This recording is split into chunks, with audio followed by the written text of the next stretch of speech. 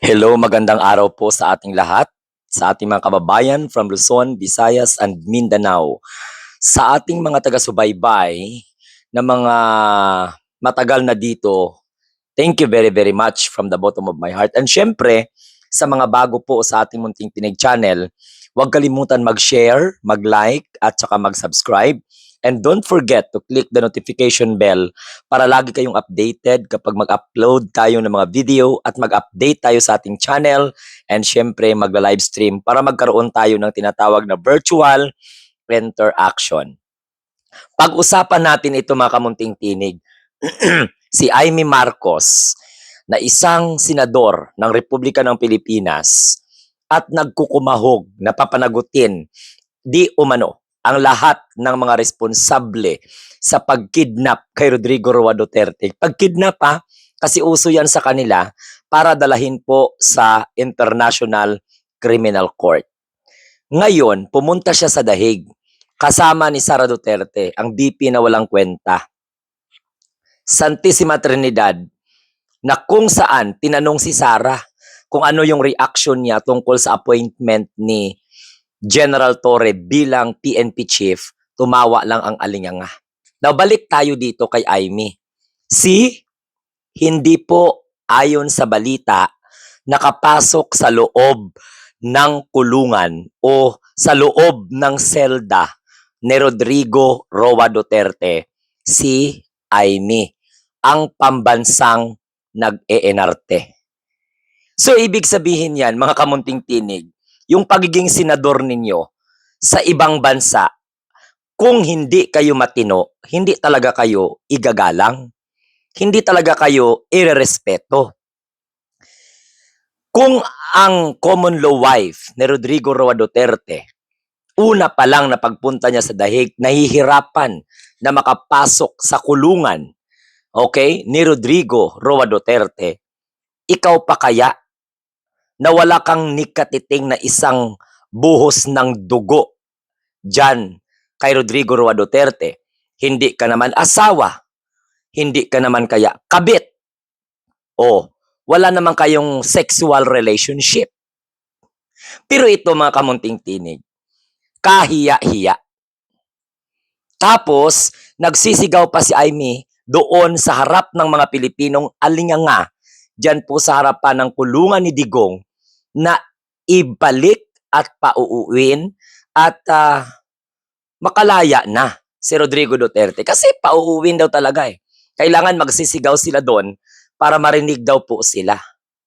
Pero sampal sa pagmumuka ng pakialamera at intrimitidang senador na naggaling-galingan, no? Na kahit na binabasura na, binabalahura na, actually dapat kung may isip si Amy, hindi siya magiging proud sa number 12 niya na pwesto.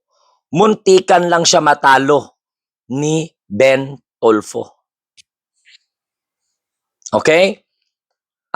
Ben Tolfo, Ramon Tolfo. Okay? So, kayo na po ang mag-ano dyan kasi wala naman akong pakialam dyan sa mga Tolfo.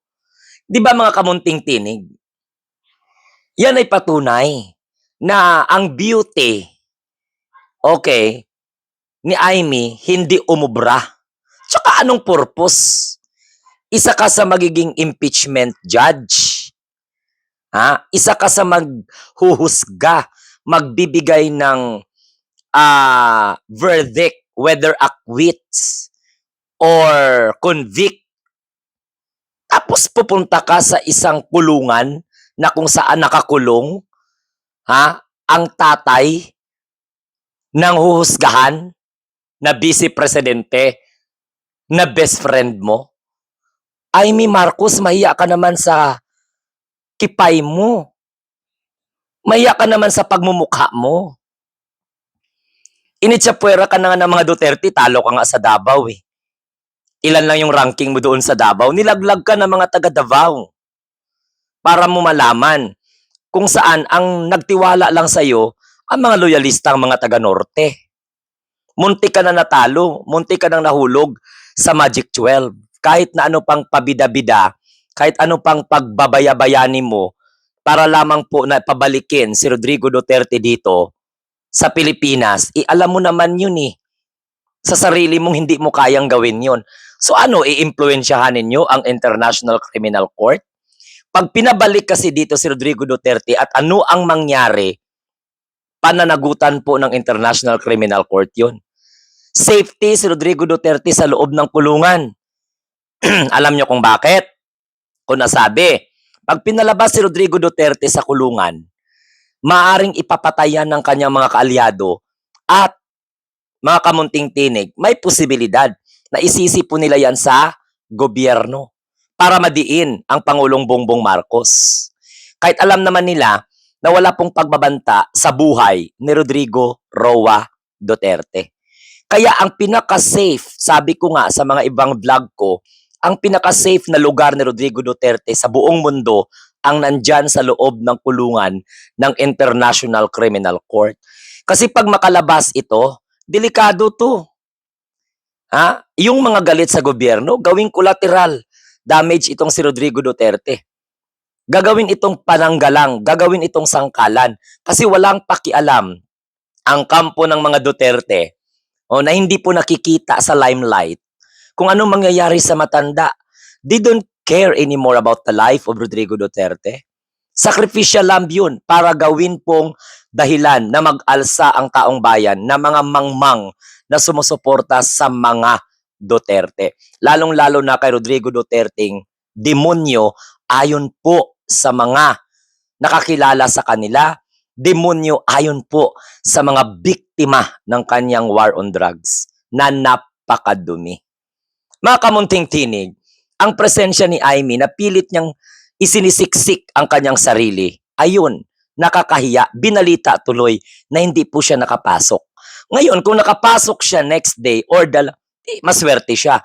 Pero, hindi na po maipagkaila na deny po ang kanyang pagpunta sa loob ng kulungan ni Rodrigo Duterte. Kasi kung may delikadesa siya, hindi po siya papasok dun. Why? Kakampi niya yung anak ni Rodrigo Duterte na si Sara na kung saan huhusgahan ng impeachment court in general ng Senado na napabilang doon si Aimee.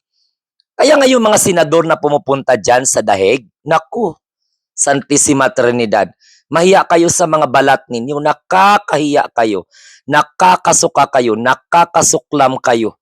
Oo, kayo ang pinakawalang hiya talaga.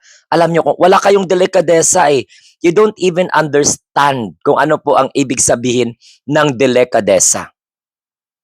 Di kayo makakapagtiis, hindi kayo makakapagtimpi, no?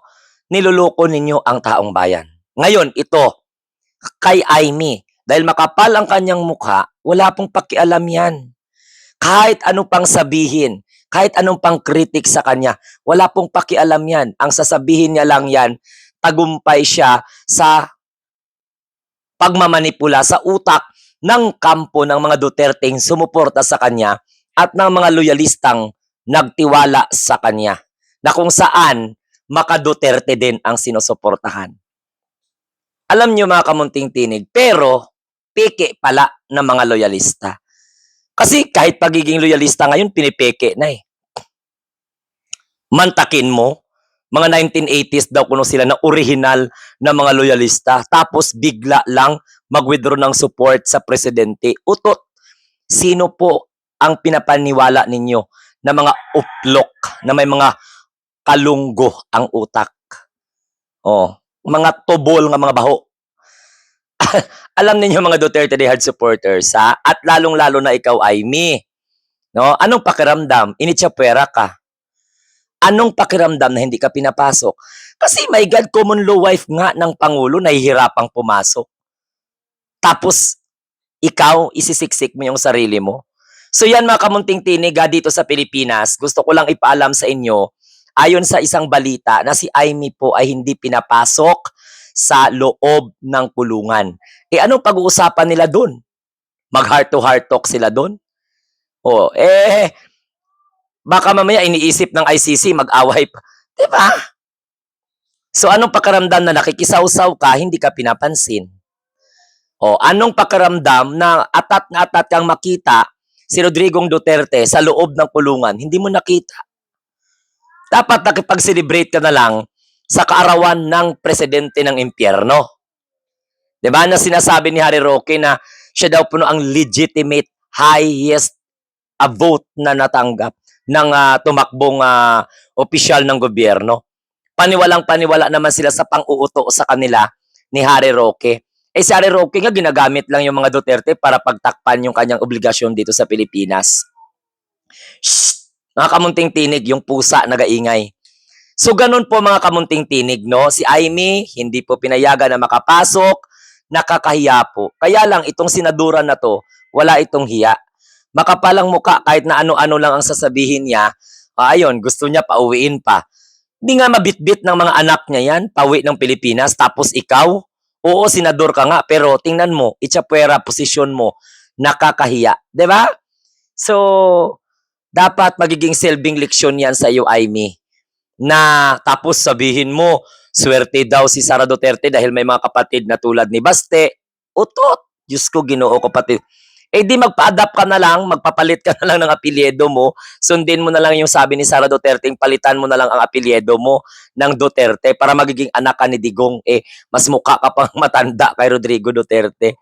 Ay, nako na lang talaga. Pero ganun pa man, ayan, at least, nasampal sila ng katotohanan. 'Di ba? Ano tala pupunta ka doon sa kulungan ni Rodrigo Duterte? Alam mo na gani na magkakaroon ng impeachment trial yung anak niya, magiging judge ka pagkatapos ipakita mo talaga na sumusuporta ka. Eh di animal na pagkaugali yan. Hay nako talaga. So yan mga kamunting tinig ha, at least napag-usapan po natin ito na si Aimee Marcos ay hindi po pinapasok sa loob ng kulungan o selda ni Rodrigo Roa Duterte. Oh, buti nga hindi na inaway ang judge.